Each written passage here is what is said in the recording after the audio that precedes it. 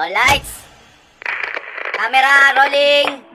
Action. And for the record, Mr. President, I still have the floor.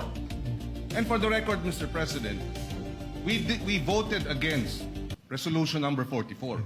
So to say that we have this resolution, yes, but there are senators who voted against it, and therefore it is not necessarily our agreement with the points being raised by the good senator from Camarines Norte. For the record, Senator...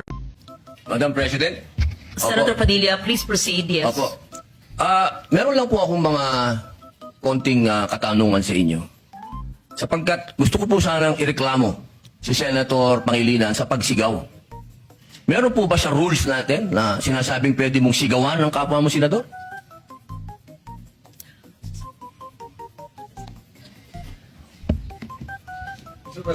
Narinig ko yung malakas na boses ni Senator Kiko Pangilinan.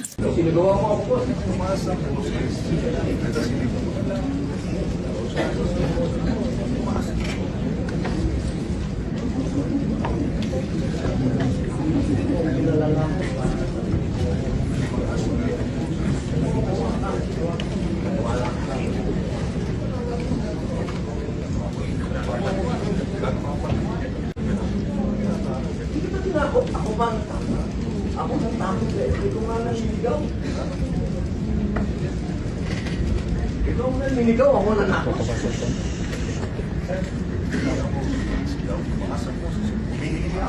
Ito ko ibabigay kayo ng sigaw at tumatong mo din.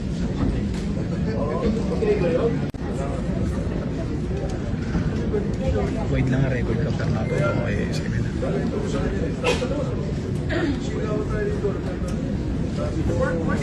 Hindi na meron ang buwawal na si Hindi mo ako pinalalamot para sabihin mo ako. Sigawan mo ako. Huwag mo akong hawakan. Kasi maniwala ka sa akin. Maginawa ko. Huwag mo ako sigaw. Hindi ka sigaw.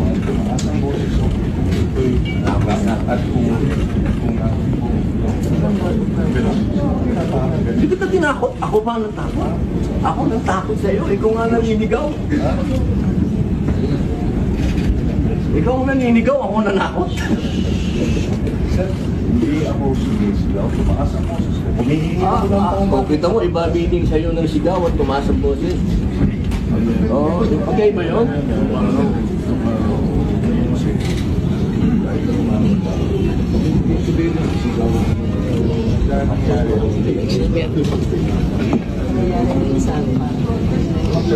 A few moments later. Sabi po nila, tayo daw po ay balat sibuyas. Hindi po yan pagiging balat sibuyas. Ito po ay nasa rules of the Senate. Hindi po ito usapin ng lalabas tayo sa media at sasabihin mong balat sibuyas ako. E di tapon na natin itong rules of the Senate. Tapon na natin to. Di pa natin pala susundin eh. Tanggalin natin yan sa record dahil ayokong mababasa yan ng aking mga anak at apo na ang isang Muslim senator ay sinisigaw-sigawan dito sa plenaryo. So ang suggestion ko, isampan na yung ethics case at doon na po sa ethics committee natin pag-usapan ito. So, ibig pong sabihin ba niyan na hindi kayang mahumingi ng paumanhin ng isang veteran senator? Una!